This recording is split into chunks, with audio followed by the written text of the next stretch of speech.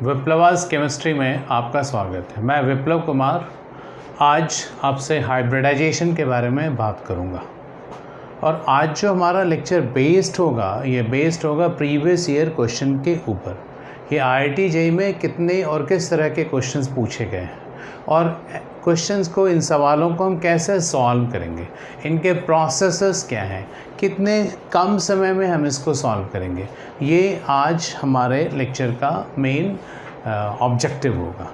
एक साथ हमने बहुत सारे आज क्वेश्चन को सॉल्व करना है। साथ साथ मैं यह भी कहूँगा कि आज जो मैं बातें करूँगा ये बेस्ड होगा हमारे प्रीवियस वीडियोस के ऊपर। उसमें हमने बात किया हुआ है कैसे हाइब्रिडाइजेशन होता है, उसका प्रोसेस क्या होता है, उसके शॉर्टकट्स भी मैंने बहुत सारे सिखाए हुए हैं। तो वीडियो 1 जो हमारा हाइब्रिडाइजेशन पार्ट 1 के नाम से है, part 2 hybridization part 2 and part 3 hybridization part 3, आप इन तीनों वीडियोस को देखोगे तो आप इस वीडियोस के साथ भी आप कनेक्ट हो जाओगे। यदि आप नहीं देख पाते हो तो भी कोई बात नहीं है, बिकॉज उसका कुछ टुकड़ा, एक छोटा सा पार्ट जिसकी हमें बहुत ज़्यादा ज़रूरत होगी, वो मैं अभी यूज़ करूँगा ही। तो आज इन्हीं बातों के साथ मैं आपके सामने रखने वाला हूँ प्रीवियस ईयर के क्वेश्चंस और उसके एग्जाम्पल्स को हम कैसे सॉल्व करेंगे। समझ गए? चलो शुरुआत करते हैं। और शुरुआत करने से पहले मैंने कुछ क्वेश्चंस यहाँ पे लिखे हुए हैं, आप इसको देखोगे तो पाओगे क्या कि जैसे एक क्वेश्चन है यहाँ पे लिखा हुआ है I- + I2, लिखा हुआ है क्वेश्चन I- + I2 और ये बनाता क्या है I3-। अब इसी क्वेश्चन की हम बात करेंगे एग्ज़ाम के पॉइंट ऑफ व्यू से। तो देखो ये इसको हम कैसे पूछ सकते हैं। एक हम पूछ सकते हैं I2 + I- तो है ही हमारा, साथ में हम क्या पूछ सकते हैं I2 + KI भी पूछा जा सकता। इसी तरीके से KI के जगह पे आपको RBI भी दे सकते हैं और CSI भी देंगे। और हर एक केस में आप देखो यहाँ पे हमने लिखा था I3-, इस केस में क्या मिलेगा KI3, इस केस में क्या मिलेगा RBI3 और इस केस में क्या मिलेगा CSI3। आप ये सोचोगे सर ये रिएक्शन हम कैसे याद करेंगे। तो बच्चों इस तरह के रिएक्शन की चर्चा मैंने अपने पहले वीडियोस हाइब्रिडाइजेशन पार्ट 1 और पार्ट 2 में भी हमने ये चर्चा करी हुई है। ठीक है, अब इसे मैंने इतने तरीके से लिखा है, 1 एग्जाम्पल, 2 एग्जाम्पल, 3 एग्जाम्पल, 4 एग्जाम्पल। अब आप देखो ये रिएक्शन, ये 1 2 3 ये जो रिएक्शन है ये तो यही रिएक्शन है। फ़र्क कितना है, यहाँ से हमने पोटाशियम आयन को हटाओगे तो I- मिलेगा, Rb+ को हटाओगे तो I- मिलेगा, CS+ को हटाओगे तो I- मिलेगा। तो देखो ये 3 रिएक्शन हमने लिखा ज़रूर है, 3 प्रोडक्ट हमने लिखा ज़रूर है, बट ये सच्चाई क्या है, ये एक ही प्रोडक्ट है, एक ही रिएक्शन है, कोई नया रिएक्शन नहीं है। ये कैसे, देखो ना यहाँ पे क्वेश्चन है कि इसमें बताइए I3- का हाइब्रिडाइजेशन क्या होगा। ये क्वेश्चन पूछा गया है आपसे 97 में और इसके लिए हमने आपको शॉर्टकट्स बताया हुआ है, जो हम कहते हैं ट्रिक्स बताए हुए हैं। क्या है, सबसे पहले आपको कैलकुलेट करना है टोटल वैलेंस इलेक्ट्रॉन। इस टोटल वैलेंस इलेक्ट्रॉन में आपको क्या काउंट करना है, किसी भी एलिमेंट के आउटर मोस्ट शेल में कितने इलेक्ट्रॉन्स होते हैं ये आपको काउंट करना है। तो देखो जैसे ये I3- हमने लिया है, इसको I2- हम लिखेंगे पहले। अब इसमें ये सेंट्रल एलिमेंट होता है और ये पेरिफेरल एटम होगा। तो देखो सेंट्रल एलिमेंट आयोडाइड में कितना इलेक्ट्रॉन होता है आउटर मोस्ट शेल में 7, इसमें भी क्या होगा 7 × 2 कर देंगे तो क्या होगा ये 14, प्लस कितना है माइनस चार्ज जब होता है एक इलेक्ट्रॉन को हम ऐड करते हैं तो ये कितना हो गया 1 इलेक्ट्रॉन। अब टोटल कितने हो गए, 7 दूनी 14, 7 तिहाई 21 और एक 22 इलेक्ट्रॉन हो गए। अब दूसरा जो मेरा पॉइंट है ये है हमारा ऑक्टेट इलेक्ट्रॉन। हमने क्या कहा, ऑक्टेट। अब ऑक्टेट इलेक्ट्रॉन हम लोग किसके लिए लेते हैं बच्चे, तो देखो इसमें 2 तरह का एलिमेंट होता है। एक एलिमेंट होता है हमारा सेंट्रल एलिमेंट और दूसरा जो एलिमेंट होता है उसको हम कहते हैं पेरिफेरल एटम। आई बात समझ में, central atom and peripheral atom. तो ये ऑक्टेट इलेक्ट्रॉन का जो कॉन्सेप्ट होता है वो किसके लिए लेते हैं हम लोग, पेरिफेरल एटम पे। और ये जो आप चार्ज देख रहे हो ना, ये इस पे डिस्ट्रीब्यूटेड होता, इसीलिए हम इसको ऐसे लिख रहे हैं, और इसका एग्जैक्ट जो स्ट्रक्चर होता हम इसको ऐसे लिख देते हैं, बट इसकी अभी ज़रूरत नहीं है. Since I have taken this example so I have written this, otherwise to solve this question this is not required. I just wanted to show the difference or to acknowledge you that what is central atom and what is peripheral atom. Peripheral atom is the iodide, and in this case to find hybridization you have to consider either octet or duet. Since iodide completes its octet after the sharing of electron, you know, in this case you have to consider octet electron. So for this one 8 electron, for this one 8 electron, so total 8 into 2, that is what, 16 electron. My third point is what, you know, third point is total valence, I'm sorry, the next point is what, lone pair electron. अब हमें क्या करना है, loan pair electron find out करना है. तो loan pair electron क्या होता, फर्स्ट माइनस सेकेंड, तो first minus second divided by 2, that is what, 22 minus 16, 22 minus 16 divided by 2, that is what. देखो इसमें कितने हो जाएंगे, आपको क्या मिलेगा, lone pair electron 3, and after that you know what we need to calculate, minimum number of bond. Minimum number of bond कितने होते हैं भाई, तो ये देखो एक ये बॉन्ड बना रहा, दूसरा ये, हम इसको क्या कहते हैं, मिनिमम नंबर ऑफ बॉन्ड कितने हो गए, 2. नेक्स्ट आपके पॉइंट क्या है, hybridize orbital. You know this is sum of third and fourth. यदि थर्ड एंड फोर्थ को हम सम अप कर देंगे तो क्या हो जाएगा, 3 plus 2 is equal to 5. Now find out, now from this we need to write hybridization. हमें इससे hybridization find out करना है. 5 है ना, तो कुछ नहीं करना, एक S, 1p, second p, third p, and the fourth will be what, ये जो हमारा होगा यहाँ पे ये क्या हो जाएगा, D. तो S, P1, P2, P3 and D. हम इस तरीके से इसका हाइब्रिडाइजेशन बताएंगे. आई बात समझ में. और आपकी जानकारी के लिए बताता हूँ कि ये जो कॉन्सेप्ट मैंने आपको दिया है ये सिर्फ मैंने अपने कॉन्सेप्ट का रिकैप किया है. Otherwise we have already done with this example in my previous video, hybridization third, और उसके पहले भी हाइब्रिडाइजेशन सेकेंड, और उसके पहले भी हाइब्रिडाइजेशन फर्स्ट. हर एक में मैंने ये बातें बताई है सो दैट यदि कोई बच्चा देखना चाह रहा है पहली बार वीडियो तो उसको दिक्कत ना हो समझने में. हाँ, यदि उसको ठीक से सारी बातों को समझना है, ठीक है ना, तो अपने हमारे प्रीवियस वीडियो को वो समझ सकते हैं, ठीक है ना. तो चलो यहाँ पे हम क्या बात कर रहे हैं, i minus plus i2 i3 minus. तो सबसे पहला क्वेश्चन क्या था, हाइब्रिडाइजेशन क्या होता है i3 माइनस का. तो i3 माइनस का हाइब्रिडाइजेशन क्या होगा बच्चे, sp3d. आपसे इसमें क्या पूछा जाएगा, और क्वेश्चन क्या क्या पूछा जा सकता है कि भाई बताइए इसमें लोन पेयर इलेक्ट्रॉन कितना होगा. तो देखो इस केस में लोन पेयर इलेक्ट्रॉन कितना होगा, तो हमने क्या निकाला है, लोन पेयर इलेक्ट्रॉन कितने हो गए इसमें, 3 हो जाएगा आंसर. आई बात समझ में. कहते हैं which one is Lewis acid. अब एक चीज़ देखो, ये जो क्वेश्चन हमने बनाया है यहाँ पे, या जो एग्जामिनर ने पूछा है, ये क्वेश्चन पूछा हुआ देखो 1997 IIT का क्वेश्चन है. इसलिए मैंने ये पहले से इसलिए लिखा हुआ बच्चों, ताकि हम कम समय में ज़्यादा से ज़्यादा जानकारी आपको दे सकें, सो दैट आपका इंटरेस्ट बना रहे कि हाँ ये सारी चीज़ें हमें समझनी है आज, ठीक है. तो देखो मैंने हाइब्रिडाइजेशन के बारे में तो आपसे बातें कर ली. अब इसमें कहता है which one is Lewis acid.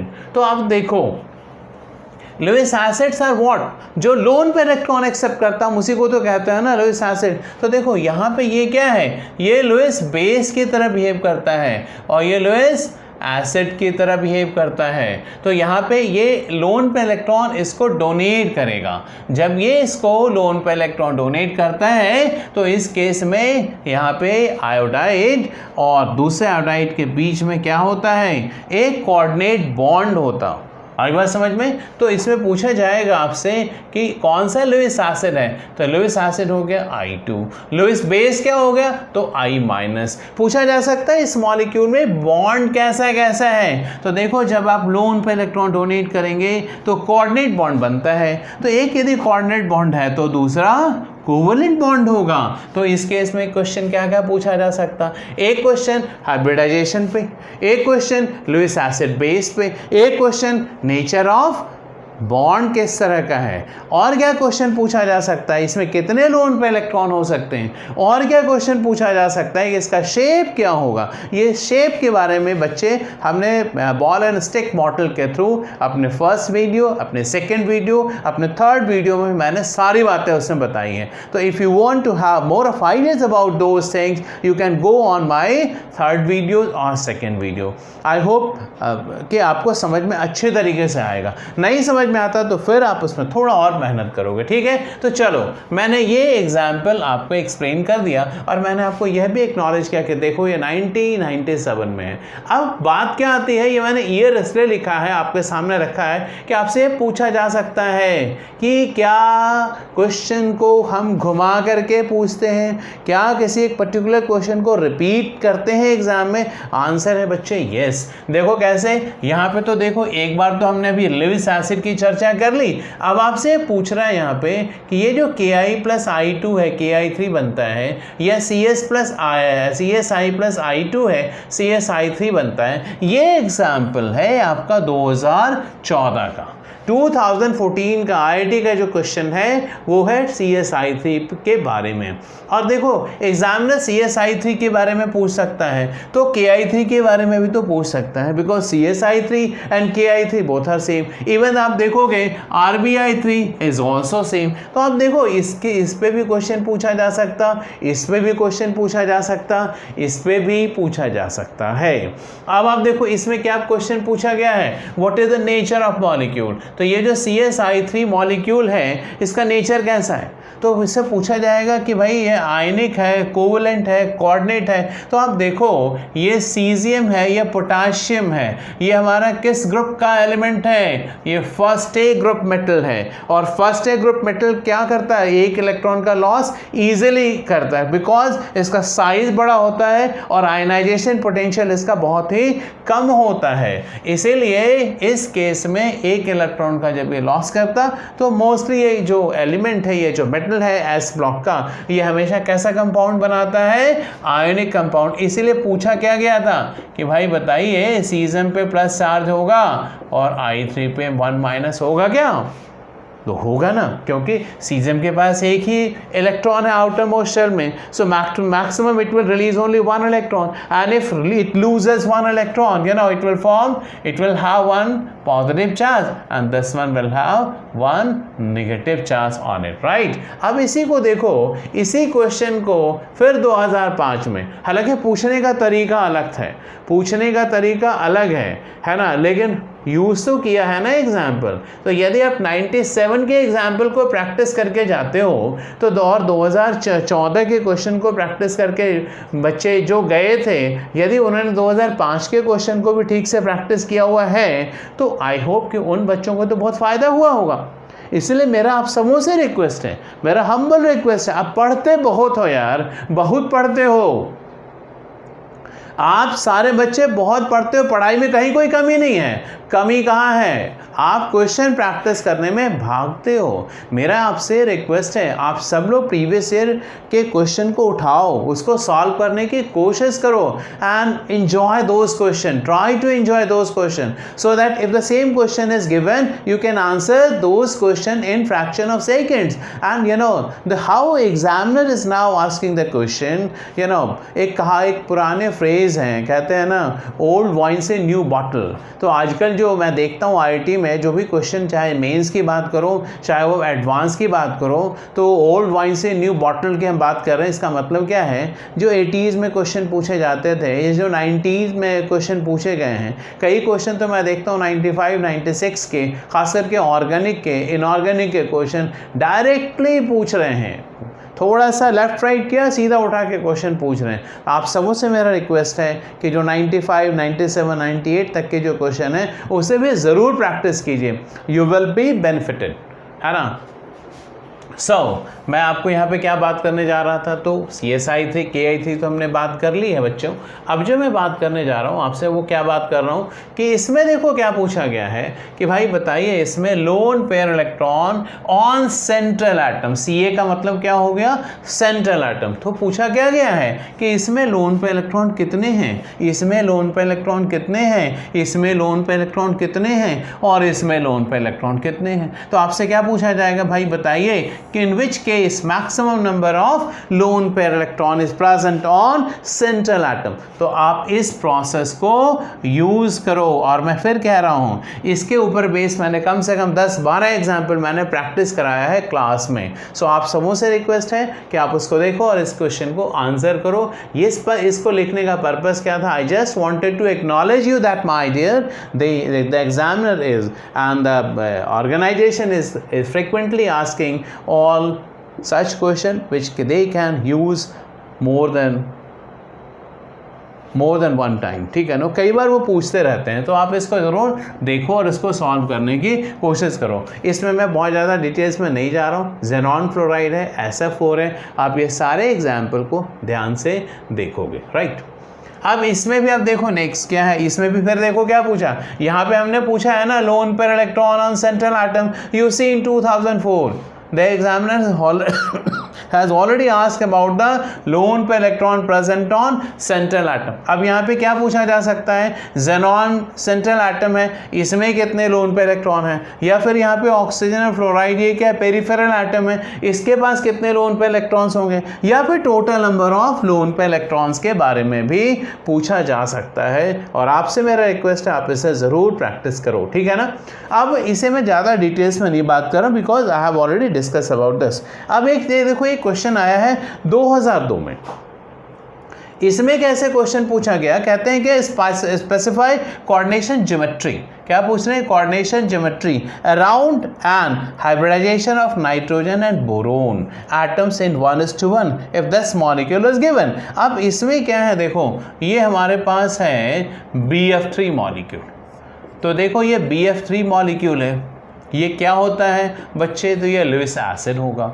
अब इसका यदि हम निकालेंगे hybridisation through this process, you will find hybridization through this process is sp2।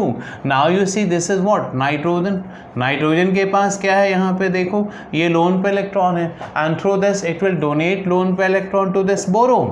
तो जब ये अपने लोन पे इलेक्ट्रॉन को, एक काम करता हूँ मेरे को इसे ठीक से बताता हूँ, इसको हम क्या करते हैं, यहाँ पे देखो ये लोन पे इलेक्ट्रॉन है।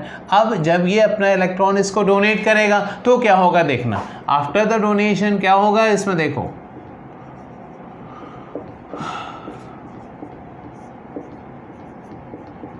हम इस केस में क्या देख रहे हैं कि नाइट्रोजन अपना इलेक्ट्रॉन डोनेट किया इसको। जब नाइट्रोजन अपना इलेक्ट्रॉन डोनेट किया तो देखो after the donation what we are observing, you know all 4 orbitals of boron is now involve in the bond formation. So we can say that and we have to say it's hybridization is sp3 and it's also the hybridization of nitrogen is also sp3। so what is the change after the formation of the complex compound when boron trifluoride reacts with the ammonia?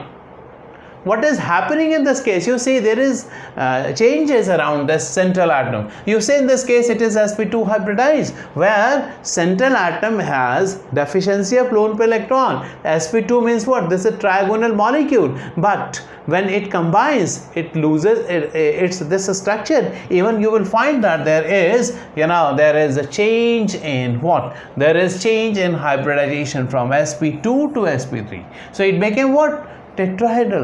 It was earlier what? Trigonal. Now it is what? Tetrahedral. आई बात समझ में? So, but in case of nitrogen, you know, the hybridization is no change, and the hybridization of in both the cases of nitrogen atoms are same.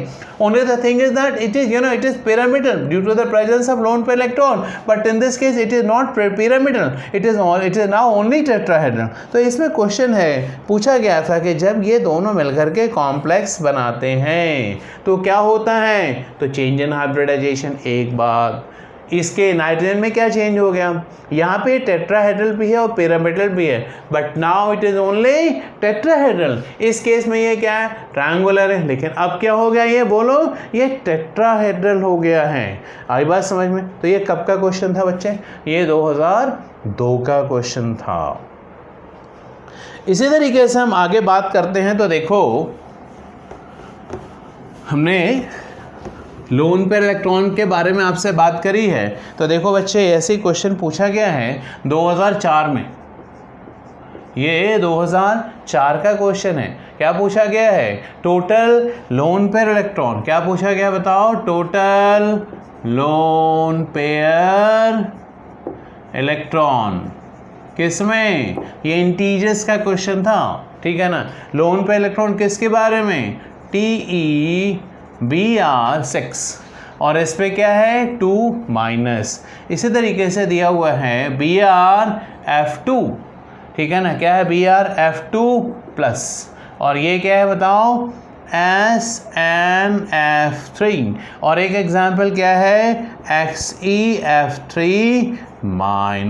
आई बात समझ में? Let me check this example.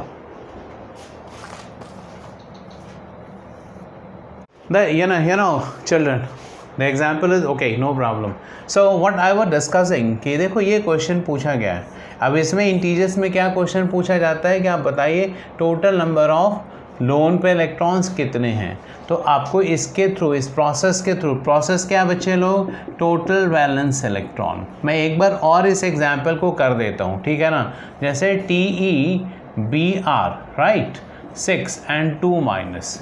अब tellurium है, ये tellurium किस family का element है, तो ये ऑक्सीजन फैमिली में है। तो ऑक्सीजन फैमिली के आउटर मोस्ट शेल में कितने इलेक्ट्रॉन्स होते हैं, 6 इलेक्ट्रॉन्स होते हैं, ठीक है। बोरोन के केस में आउटर मोस्ट शेल में 7 इलेक्ट्रॉन होंगे। तो ये क्या होगा, 6×7 = 42, और इसमें 2 नेगेटिव चार्ज है। नेगेटिव चार्ज का मतलब क्या होता है, there is what, addition of electron. तो 2 इलेक्ट्रॉन और आपने ये ऐड कर लिया, तो टोटल कितने हो गए, टोटल आपके पास वैलेंस इलेक्ट्रॉन हो गया 50। नेक्स्ट क्या है, next concept is what I said earlier, next is octet electron. तो जब आप ऑक्टेट इलेक्ट्रॉन लोगे तो देखो Br है, ब्रोमाइड है, यहाँ पे हमारा क्या, पेरिफेरल एटम। तो पेरिफेरल एटम यहाँ पे क्या पूरा करेगा, ऑक्टेट। तो यहाँ पे कितने Br हैं, 6 है, इसलिए 6 × 8 क्या मिल गया आपको, 48। थर्ड पॉइंट हमारा क्या कहता है, लोन पे इलेक्ट्रॉन। तो देखो लोन पे इलेक्ट्रॉन निकालना है तो what I said, this is first minus second divided by 2। तो ये क्या हो गया बताओ, 50 - 48 divided by 2, that is what 1। तो देखो इस केस में क्वेश्चन लोन पे इलेक्ट्रॉन है, तो हमें ये तो मिल गया ना, इसमें लोन पे इलेक्ट्रॉन कितना है। तो हम कह सकते हैं ना बच्चे, TeBr6 and 2- में लोन पे इलेक्ट्रॉन कितना मिला हमें, 1 लोन पे इलेक्ट्रॉन मिल गया ना। अब इसके बाद हमें क्या देखना है, देखना नेक्स्ट, इसके बाद हमें फिर देखना है किसके बारे में, अब देखना है हमें Brf2+ के बारे में। तो let's check with this, Brf2+। तो Br के आउटर मोस्ट शेल में कितने इलेक्ट्रॉन्स होते हैं, 7। इसके आउटर मोस्ट शेल में कितने होते हैं, 7। तो 7 × 2 = 14, तो ये हो गया क्या, 14। अब यहाँ पे क्या है, प्लस चार्ज है, इसके पहले क्या था, माइनस था। इस केस में क्या था, माइनस। अब देखो जब माइनस था तो हमने ऐड किया था, जब माइनस था तो अभी मैंने 2 ऐड किया था, लेकिन जब प्लस होगा तो क्या करेंगे, माइनस कर देंगे। कितना माइनस करेंगे, जितना प्लस होगा, ठीक है ना। तो ये कितने हो जाएंगे, दिस इज इक्वल टू 20। अब ऑक्टेट इलेक्ट्रॉन, तो इसमें ये सेंट्रल एलिमेंट है, ये पेरिफेरल एटम होगा, तो इसके लिए क्या लिखेंगे, 8 × 2 = 16। तो ऑक्टेट इलेक्ट्रॉन कितना हो गया बच्चे, 8 × 2 = 16। अब हमें क्या फाइंड आउट करना है, लोन पे इलेक्ट्रॉन। तो लोन पे इलेक्ट्रॉन के लिए क्या लिखते हैं हम, first minus second divided by 2, that is what, 20 - 16 divided by 2। Loan pair electron कितना मिल गया, 2। तो Brf2+ में कितने लोन पेयर इलेक्ट्रॉन होंगे बच्चों, बताओ, Brf2+ 1 लोन पेयर इलेक्ट्रॉन होगा। नेक्स्ट पॉइंट हमें क्या देखना है, देखो इसी तरीके से हमें नेक्स्ट देखना है किसको, SnF3। तो SnF3 में इसमें है क्या, ज़रा इसको पढ़ते हैं तो देखो ये है क्या, ये इस तरह का मॉलिक्यूल है, ठीक है। यहाँ पे नाइट्रोजन क्या कर रहा है, अपना लोन पे इलेक्ट्रॉन सल्फर को दे रहा है। तो देखो इस केस में आप चाहोगे तो इस प्रोसेस के थ्रू भी निकाल सकते हो, और यहाँ देख के ही पता चल रहा है कि सेंट्रल एटम नाइट्रोजन पे लोन पे इलेक्ट्रॉन क्या है, 0 है। तो हम लिख सकते हैं SnF3 में नाइट्रोजन पे जो लोन पे इलेक्ट्रॉन है दैट इज व्हाट, 0। अब हम बात करते हैं किसके बारे में, XeF3 माइनस के बारे में। तो थोड़ा फास्ट करते हैं, देखते हैं लोन पे यहाँ पे क्या निकालना हमें, टोटल वैलेंस इलेक्ट्रॉन। तो क्या लिखेंगे, इसमें क्या होगा 8, इसमें क्या लेंगे 7 3 21, नेगेटिव चार्ज है, कितना नेगेटिव चार्ज है 1, एक इलेक्ट्रॉन को ऐड करेंगे तो कितना हो गया, ये देखो 22 और 8 कितने हो गए, 30 हो गए। अब इसके बाद क्या लिखते हैं हम लोग, ऑक्टेट इलेक्ट्रॉन। ऑक्टेट इलेक्ट्रॉन क्या होगा, 8 × 3 क्या मिल गया 24। लोन पे इलेक्ट्रॉन निकालना है 30 - 24 डिवाइडेड बाय 2 कितने हो जाएंगे, ऐसे बोलो 3 हो गए। तो देखो XeF3 माइनस में कितने लोन पे इलेक्ट्रॉन है, 3। तो इस तरीके से इसमें क्वेश्चन क्या पूछा गया था, इंटीजर्स के क्वेश्चन में total number of loan pair electron सबको ऐड करके, 4 एग्जाम्पल को ऐड करके जो भी लोन पे इलेक्ट्रॉन आएगा सेंट्रल एटम का, वो आपको आंसर करना था। आई बात समझ में, चलो ओके मैंने यहाँ पे BrF2 प्लस में बच्चे यहाँ पे लोन पे इलेक्ट्रॉन 2 निकाला है, तो ये 2 होगा। आई बात समझ में, तो टोटल लोन पे इलेक्ट्रॉन कितने हो गए, 3 + 2 + 1 that is what, total loan pair electron will be 6। तो इस तरीके से हमने आपसे क्या डिस्कस किया, प्रीवियस ईयर क्वेश्चन 2004 का क्वेश्चन है। इसी तरीके से देखोगे 2014 में क्वेश्चन पूछा गया है। क्या आप कहते हैं कि भाई बताइए, आप इसमें बताइए स्क्वायर प्लानर कॉम्प्लेक्स कौन कौन सा है, या मॉलिक्यूल कौन कौन सा है, स्क्वायर प्लानर मॉलिक्यूल कौन कौन सा है। तो स्क्वायर प्लानर मॉलिक्यूल को फाइंड आउट करने के लिए क्या क्या देखना पड़ेगा इसमें, देखो एग्जाम्पल क्या था, XeF4, ठीक है, उसके बाद क्या था BrF4 माइनस था, ठीक है ना, इसके बाद क्या था PtCl4, ये कॉम्प्लेक्स कंपाउंड है, PtCl4 माइनस। नेक्स्ट क्या था CuNH3 ठीक है, और इस पे कितने चार्ज थे, +2 चार्ज। और क्या क्या एग्जाम्पल था, SF4 एग्जाम्पल था। नेक्स्ट क्या था BrF, this is what BF4 minus example था। फिर क्या था FeCl4 2 minus. Next example COCl4 2 minus. अब आपको इसमें से क्या करना है, 1 नंबर, 2 नंबर, 3 नंबर, 4 5 6 7 8, ये 8 एग्जाम्पल्स लिखे हुए थे इंटीजर्स में। और क्वेश्चन क्या था, in which are the following molecule, एक एग्जाम्पल और SiF4। अब इसमें क्वेश्चन क्या पूछा गया था कि किस किस मॉलिक्यूल में, या कितने ऐसे मॉलिक्यूल हैं इसमें जिसका कि हाइब्रिडाइजेशन क्या होगा, या शेप के हाइब्रिडाइजेशन भी देखना होगा आपको, फिर उसके बाद आपको इसका शेप और स्ट्रक्चर देखना पड़ेगा। तो इसमें देखो जब आप हमारे इस प्रोसेस के थ्रू निकालोगे देन यू विल फाइंड कि इसमें 1 2 3 4 ये 4 ऐसा मॉलिक्यूल होता है जो कि हमारा क्या देगा, बोलो, इसका हाइब्रिडाइजेशन इस तरीके का होता है जिसमें आपको मिलेगा कि मॉलिक्यूल ये स्क्वायर प्लानर है। एक बार आप इसे ज़रूर फाइंड आउट करके देखोगे इसी प्रोसेस के थ्रू जिसके थ्रू मैंने अभी यहाँ पे आपको loan pair electron find out करने का तरीका बताया था। इसी तरीके से देखो 2001 में क्वेश्चन पूछा गया है, 2001 में क्वेश्चन पूछा गया है कि बताइए इसमें किस किस मॉलिक्यूल का क्या क्या हाइब्रिडाइजेशन है। उसमें क्या क्या है, देखो NH3 का हाइब्रिडाइजेशन पूछा है, PCl5 का हाइब्रिडाइजेशन है, BCl3 का हाइब्रिडाइजेशन पूछा हुआ है, साथ में उन्होंने पूछा है NO2 माइनस का, NO2 प्लस का, ठीक है नहीं, और साथ में अमोनियम आयन का भी।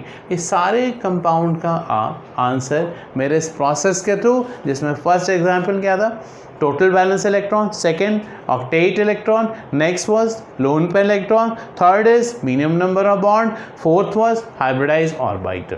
ठीक है, इसी तरीके से आप सारे क्वेश्चन को सॉल्व करोगे। आपसे मेरा ये रिक्वेस्ट है कि आप सब लोग इस प्रोसेस को रिवाइज करो, बार बार रिवाइज करो, और नेक्स्ट वीडियो में मैं इसके बाद जो आईटी में आए हुए क्वेश्चंस हैं उसको भी सॉल्व करूंगा, और कुछ क्रिटिकल क्वेश्चन जो रिएक्शन बेस्ड होता है हम उसके बारे में भी बात करेंगे। उम्मीद है आप सबों को पसंद हो। देखो, अब यहाँ से जाने से पहले मैं आप सबों से एक रिक्वेस्ट ज़रूर करूँगा कि आप मेरे चैनल विप्लवास केमिस्ट्री को ज़रूर सब्सक्राइब करें। मैं विप्लव कुमार बोल रहा हूँ। Thank you so much for watching my videos.